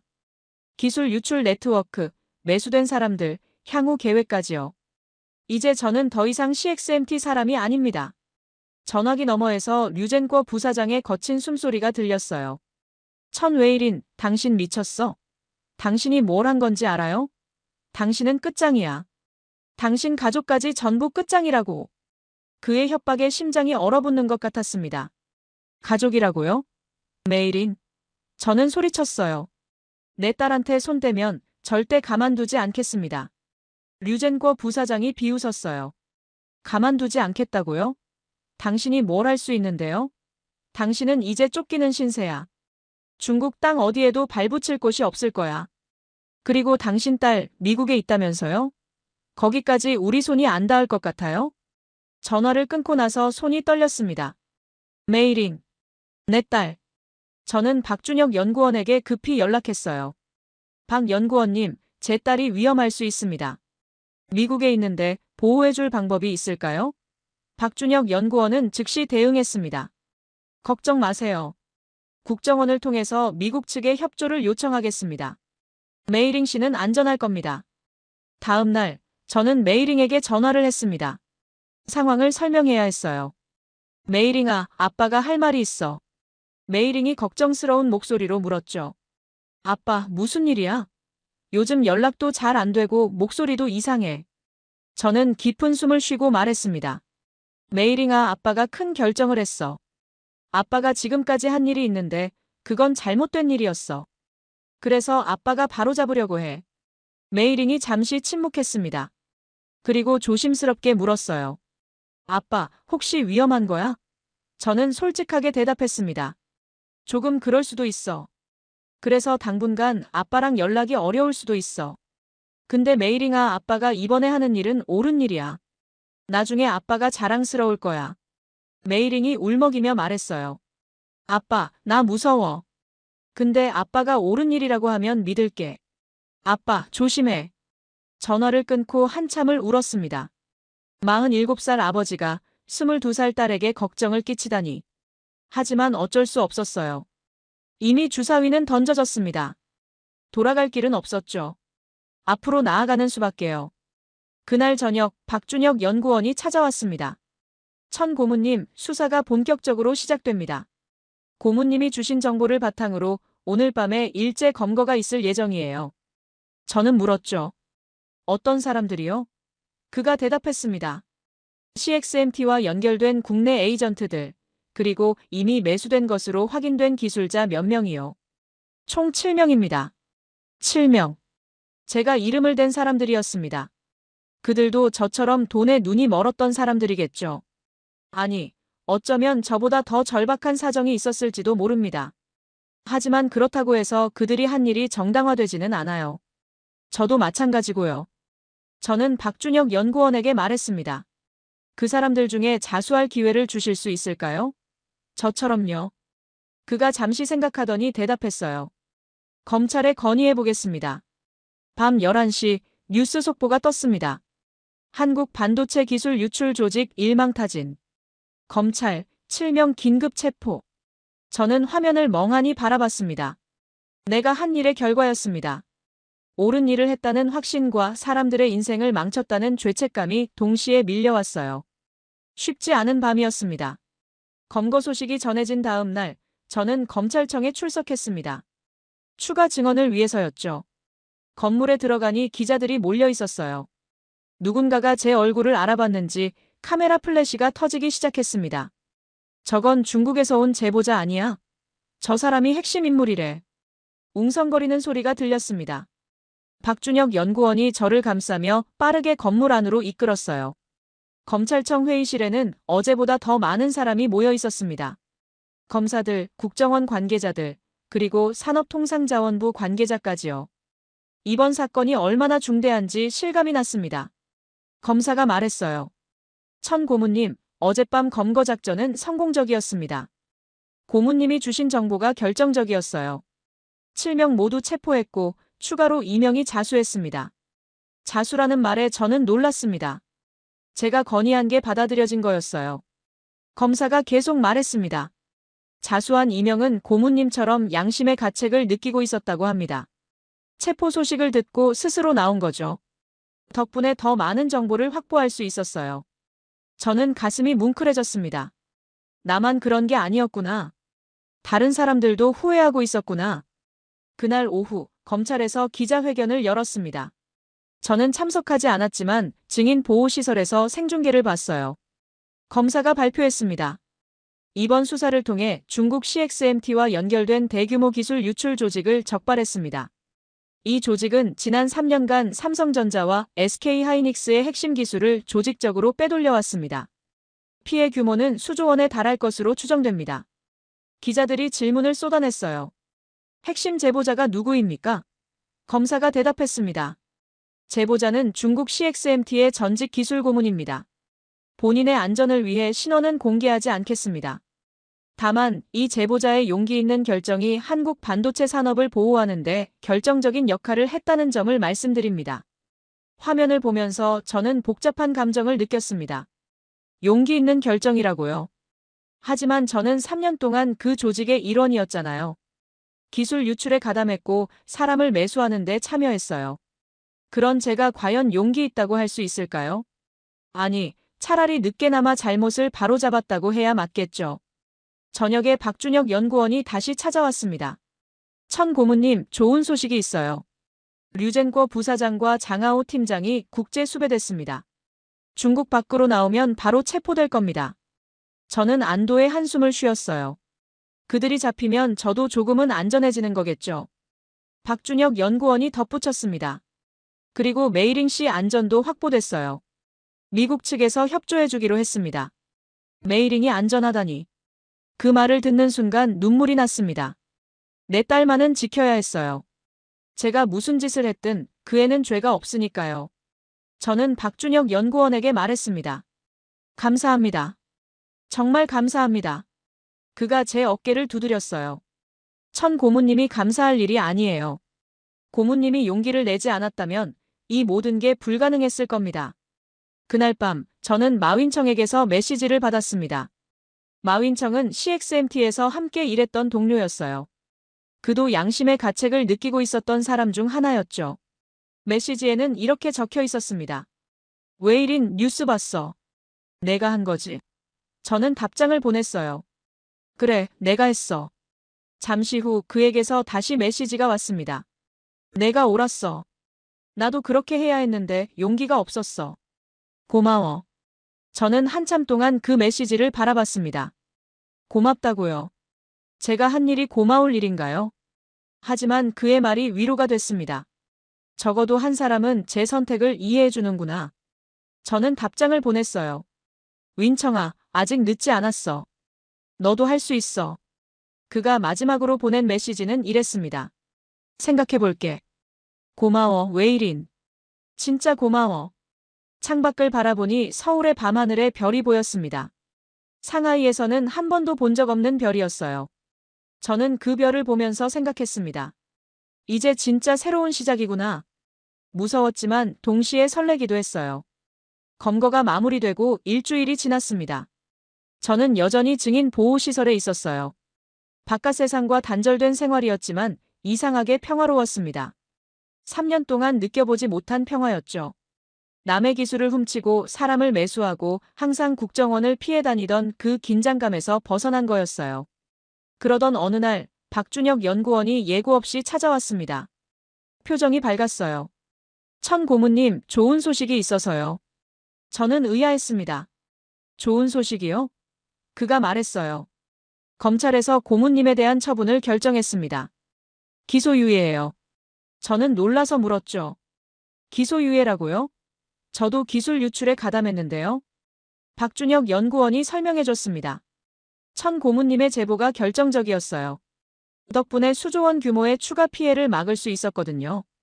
그리고 고문님은 직접 기술을 유출한 게 아니라 중간 관리 역할이었잖아요. 게다가 자발적으로 자수하셨고요. 이 모든 걸 종합해서 검찰에서 기소유예 결정을 내린 겁니다. 저는 한동안 말을 잇지 못했습니다. 기소유예. 감옥에 안 간다는 뜻이었어요. 솔직히 각오하고 있었거든요. 이태호처럼 집행유예라도 받으면 다행이라고 생각했어요. 그런데 기소유예라니. 눈물이 났습니다. 고마운 마음과 미안한 마음이 뒤섞여서요. 박준혁 연구원이 더 큰 소식을 전해줬어요. 그리고요, 천 고문님. 한 가지 제안을 드리려고 합니다. 저는 고개를 들었죠. 제안이요? 그가 진지한 표정으로 말했습니다. 고문님의 경력과 실력이면 한국에서도 일할 수 있어요. 정당하게요. 한국 반도체 산업에 기여할 기회를 드리고 싶습니다. 저는 믿기지 않았습니다. 한국에서 일하라고요? 제가 한국 기술을 훔치려 했던 사람인데요. 박준혁 연구원이 말했어요. 천 고문님, 사람은 바뀔 수 있어요. 고문님은 이미 바뀌셨잖아요. TSMC에서 원자 단위 천이라고 불렸다면서요? 그 실력을 한국에서 발휘해 보시는 게 어떨까요? 그날 저녁 딸 메이링이 한국으로 찾아왔습니다. 미국에서 급히 날아온 거였어요. 공항에서 만난 메이링은 저를 보자마자 뛰어와서 안겼습니다. 아빠, 무사해서 다행이야. 뉴스 보고 얼마나 걱정했는지 몰라. 저는 딸을 꼭 안으며 말했어요. 미안해, 메이링아. 아빠가 걱정 끼쳤지.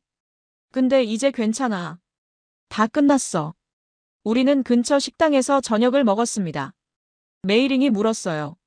아빠, 이제 어떻게 할 거야? 중국으로 돌아가는 건 안 되는 거잖아. 저는 대답했습니다. 한국에 남으려고 해. 여기서 새로 시작할 거야. 메이링이 놀란 표정을 지었어요. 한국에서? 진짜? 저는 고개를 끄덕였습니다. 그래, 여기 사람들이 기회를 주겠다고 했어. 정당하게 일할 수 있는 기회를요. 메이링의 눈에 눈물이 고였습니다. 아빠, 나 너무 기뻐. 아빠가 드디어 자랑스러운 일을 하게 되는 거잖아. 저도 울컥했어요. 메이링아, 아빠가 많이 늦었지? 메이링이 고개를 저었습니다. 아니야, 안 늦었어. 지금이라도 바뀌었잖아. 그게 중요한 거야. 식사를 마치고 걸어 나오니 서울의 밤하늘이 펼쳐져 있었습니다. 별이 반짝이고 있었어요. 메이링이 하늘을 올려다보며 말했습니다. 아빠, 서울 하늘 예쁘다. 상하이랑 다르네. 저는 웃으며 대답했어요. 그래, 여기는 별이 보여. 처음 왔을 때 그게 제일 놀라웠어. 우리는 한참 동안 하늘을 바라봤습니다. 아버지와 딸이 나란히 서서 같은 별을 보고 있었어요. 3년 전에는 상상도 못했던 장면이었습니다. 그때 저는 돈과 명예만 쫓고 있었으니까요. 하지만 지금은 달랐습니다. 제 옆에 딸이 있고 앞에는 새로운 시작이 기다리고 있었어요. 메이링이 말했습니다. 아빠, 나도 졸업하면 한국으로 올까봐. 아빠 근처에서 일하고 싶어. 저는 놀라서 물었어요. 진짜? MIT 졸업하고 한국으로 온다고? 메이링이 웃으며 대답했습니다. 그래, 아빠가 여기서 새 출발하는데 나도 같이 하고 싶어. 아빠 딸이잖아. 그 말을 듣는 순간 가슴이 뜨거워졌습니다. 제가 그동안 잘못된 길을 걸었지만 적어도 이 아이 하나는 제대로 키운 것 같았어요. 새로운 삶이 시작됐습니다. 저는 한국 반도체 산업자문위원으로 위촉됐어요. 정식 직함이었죠. 처음에는 어색했습니다. 3년 전까지만 해도 저는 이 나라의 기술을 훔치려던 사람이었으니까요. 그런 제가 이제 자문위원이라니. 아이러니하다면 아이러니한 상황이었습니다. 첫 번째 공식 일정은 삼성전자 화성 캠퍼스 견학이었습니다. 박준혁 연구원이 직접 안내해줬어요. 클린룸에 들어가는 순간 저는 감탄을 금할 수 없었습니다. TSMC에서 20년, CXMT에서 3년을 일했지만 이렇게 완벽한 시설은 처음 봤거든요. 모든 게 나노미터 단위로 관리되고 있었어요. 하이-NA EUV가 실제로 작동하는 모습을 봤습니다. 상상 이상이었어요. 거대한 기계가 숨도 쉬지 않는 것처럼 고요하게 움직이고 있었습니다. 그 안에서 극자 외선이 웨이퍼 위에 회로를 그리고 있었죠. 0.1 나노미터의 정밀도로요. 김소영 엔지니어가 옆에서 설명해줬습니다. 이 장비 하나에 부품이 10만 개가 넘어요. 전 세계 5,000개 기업의 기술이 집약돼 있죠. 저는 물었습니다. 결함은 어떻게 처리합니까? 김소영 엔지니어가 화면을 보여줬어요. 이게 EBID 시스템이에요. 결함이 감지되면 자동으로 원자 단위 복구가 시작됩니다. 여기 보이시죠? 원자 몇 개가 빠진 부분을 전자빔으로 채우고 있어요. 화면에는 원자들이 하나씩 증착되는 모습이 보였습니다. 마치 마법 같았어요. 박준혁 연구원이 말했습니다.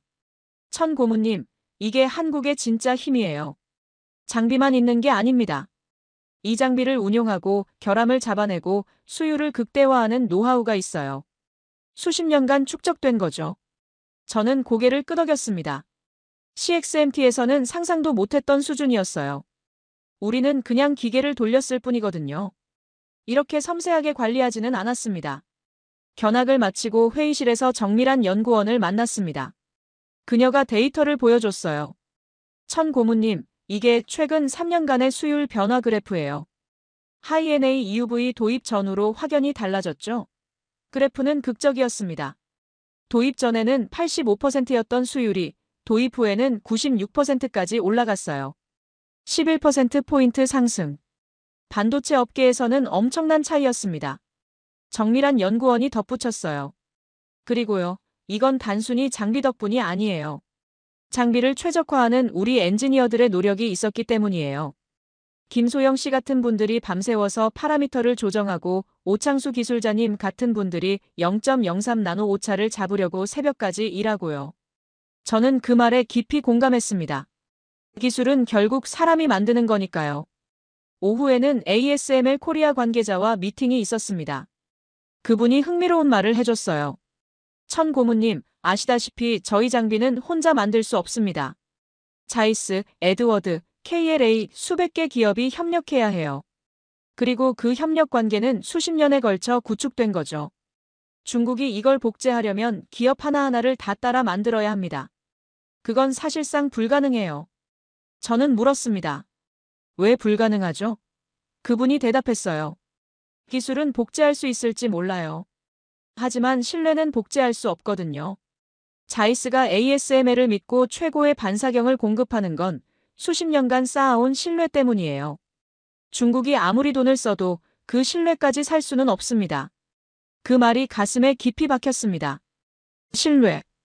제가 CXMT에서 했던 일은 그 신뢰를 훔치려는 거였어요. 돈으로 사람을 매수하고 기술을 빼내려 했죠. 하지만 그건 근본적으로 틀린 접근이었습니다. 신뢰는 훔칠 수 없으니까요.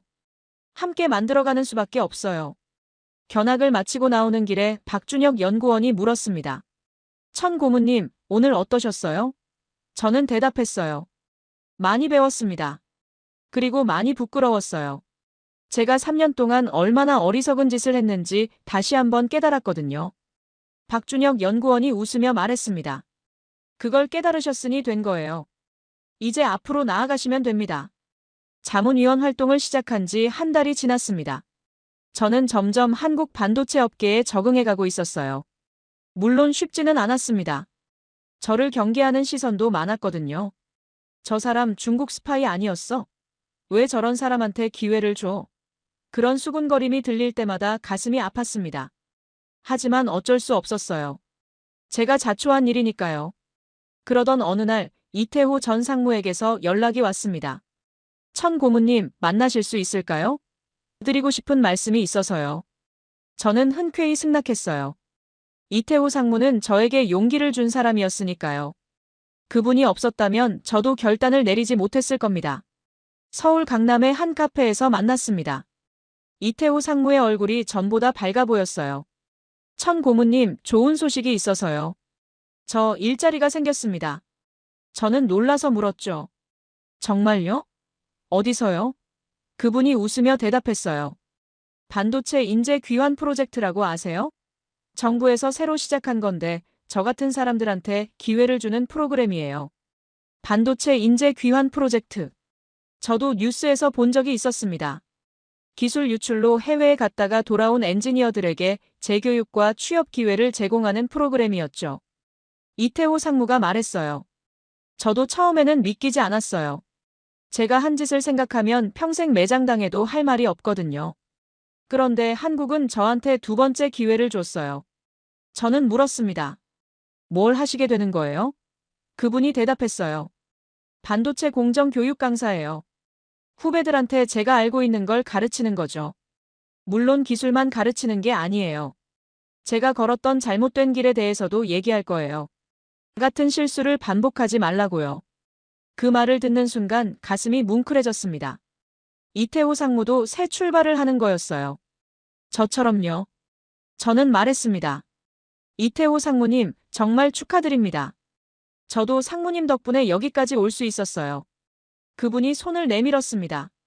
천 고문님, 우리 같이 한국 반도체 산업을 위해 일해요. 정당하게요. 저는 그 손을 꼭 잡았습니다. 며칠 후 왕리웨이에게서 연락이 왔습니다. 웨이린, 나 다음 달에 한국 출장 가. 만날 수 있어? 저는 기뻤어요. 왕리웨이는 TSMC 시절부터 가장 친한 친구였거든요. ASML 아시아 지사에서 일하고 있어서 자주 볼 기회가 없었는데 드디어 만날 수 있게 됐습니다. 서울에서 만난 왕리웨이는 예전 그대로였습니다. 따뜻한 미소와 날카로운 눈빛. 그가 말했어요. 웨이린, 내 소식 다 들었어. 대단하더라. 저는 쓴웃음을 지었습니다. 대단하긴. 3년 동안 도둑질하다가 이제야 정신 차린 건데. 그가 고개를 저었어요. 아니야. 정신 차리는 게 얼마나 어려운 건지 나도 알아. 너는 용기 있는 선택을 한 거야. 저는 물었습니다. 리웨이, 너는 왜 ASML로 갔어? 중국에서도 제안 많이 받았을 텐데. 그가 잠시 생각하더니 대답했어요. 나도 유혹을 받았어. 3배, 4배 연봉 제안이 왔거든. 근데 생각했어. 내가 진짜 하고 싶은 게 뭔지. 돈을 많이 버는 건가 아니면 세상을 바꾸는 기술을 만드는 건가. 결론은 후자였어. 세상을 바꾸는 기술. 그 말이 가슴에 남았습니다. 저도 처음에는 그런 꿈을 가지고 있었거든요. TSMC에 입사했을 때 저는 진짜 세상을 바꾸고 싶었어요. 그런데 어느 순간부터 돈과 명예만 쫓게 됐죠. 왕리웨이가 말했어요. 웨이린, 아직 늦지 않았어. 너는 다시 시작할 수 있어. 한국에서.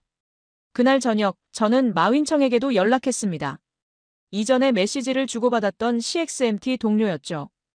윈청아, 나 잘 지내고 있어. 너는 어때? 잠시 후 답장이 왔습니다. 웨이린, 나 결심했어. 나도 떠나기로 했어. 저는 놀랐어요. CXMT를 떠난다고? 그가 대답했습니다. 그래.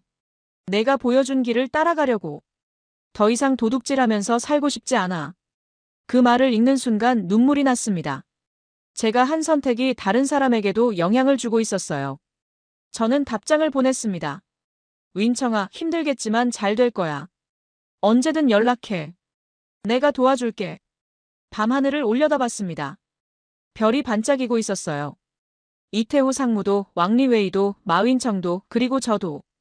우리 모두 제자리를 찾아가고 있었습니다. 늦었지만 아직 늦지 않았어요. 1년이 지났습니다. 저는 이제 완전히 한국 생활에 적응했어요. 반도체 산업자문위원 활동 외에도 인재 양성 프로그램 강사 일을 시작했습니다. 매주 화요일과 목요일 젊은 엔지니어들에게 반도체 공정을 가르치는 거였죠. 이태호 상무와 같은 프로그램에서 일하게 됐어요. 첫 강의 날 저는 긴장했습니다. 강의실에 들어가니 20명 정도의 젊은이들이 앉아 있었어요. 호기심 어린 눈으로 저를 바라보고 있었습니다. 저는 자기소개를 했어요. 안녕하세요. 저는 천웨이린이라고 합니다. TSMC에서 20년 그리고 중국 CXMT에서 3년을 일했어요. 거기까지 말하니 몇몇 학생들이 수군거렸습니다. CXMT요? 거기 그 기술 유출 회사 아니에요? 저는 솔직하게 대답했습니다. 네, 맞아요. 저는 기술 유출에 가담했던 사람입니다.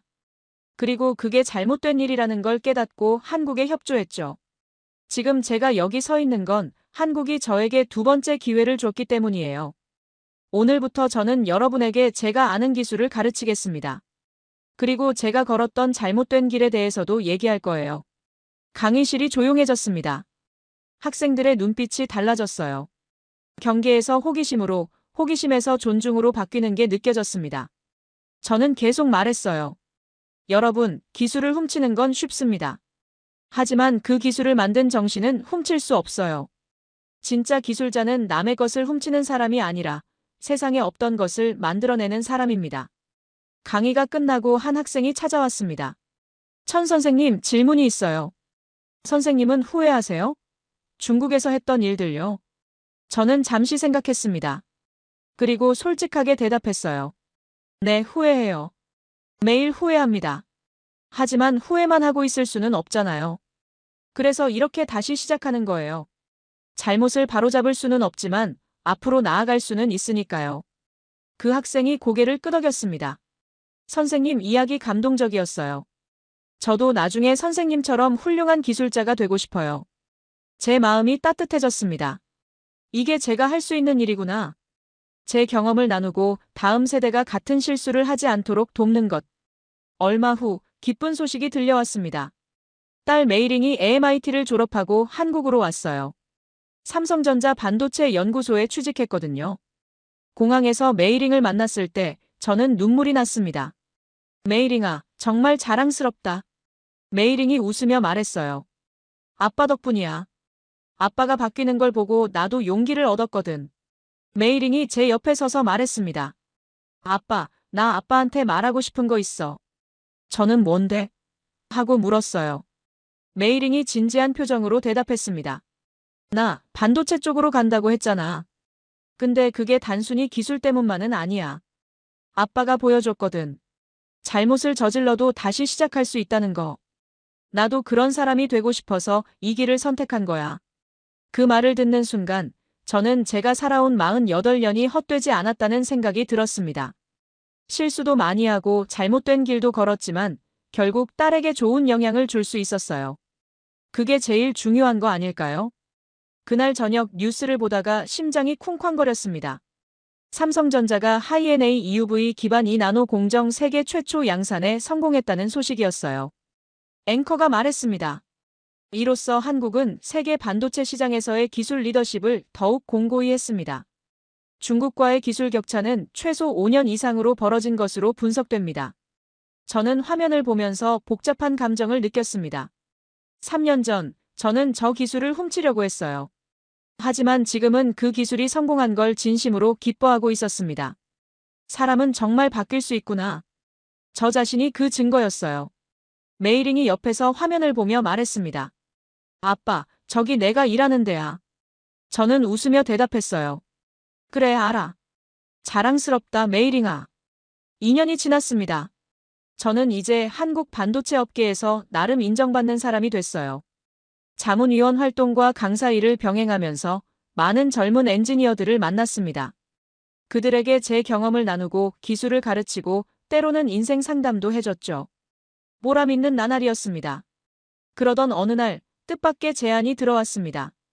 국제 반도체 컨퍼런스에서 특별 강연을 해달라는 거였어요.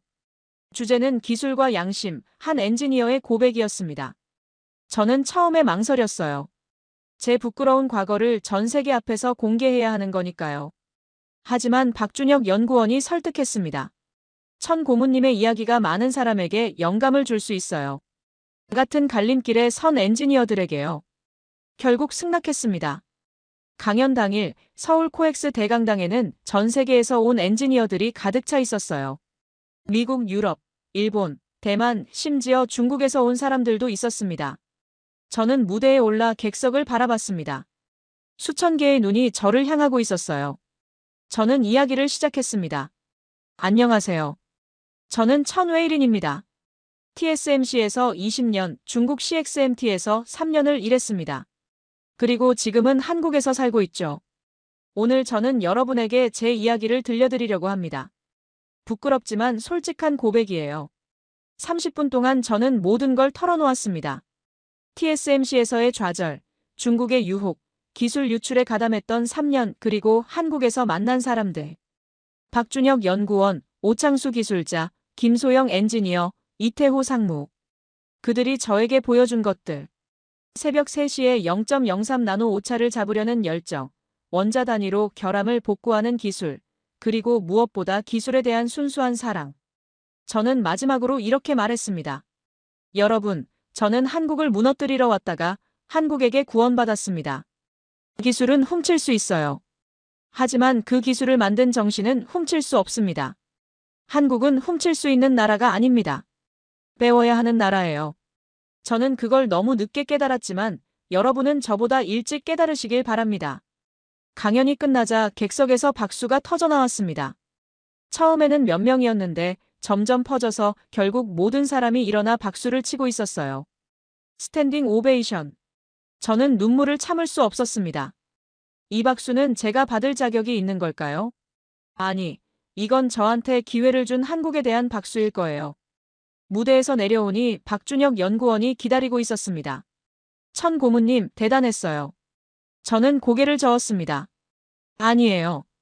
제가 대단한 게 아니라 저한테 기회를 준 한국이 대단한 거예요. 박 연구원님, 김소영 씨, 오창수 기술자님, 이태호 상무님. 이분들이 없었으면 저는 여전히 도둑으로 살고 있었을 겁니다. 강연장을 나오니 딸 메이링이 기다리고 있었습니다. 눈에 눈물이 그렁그렁했어요. 아빠, 최고였어. 나 아빠가 너무 자랑스러워. 저는 딸을 꼭 안았습니다. 메이링아, 고마워. 내가 있었기에 아빠가 바뀔 수 있었어. 내가 말했잖아. 아빠가 자랑스러운 기술자였으면 좋겠다고. 그 말이 아빠를 바꿨어. 저녁에 화성 공장 앞에 갔습니다. 새벽 3시는 아니었지만 연구동에는 여전히 불이 환하게 켜져 있었어요. 저 안에서 수천 명의 엔지니어들이 지금도 0.03 나노의 오차와 싸우고 있겠죠. 저는 그 불빛을 바라보며 생각했습니다. 이게 한국의 힘이구나. 장비도 중요하고 기술도 중요하지만 결국 가장 중요한 건 사람이야. 저 불빛 아래서 밤을 새우는 사람들. 그들이 한국 반도체의 진짜 자산이야. 메이링이 옆에 섰습니다. 아빠, 뭘 보고 있어? 저는 대답했어요. 저 불빛. 새벽까지 켜져 있을 거야.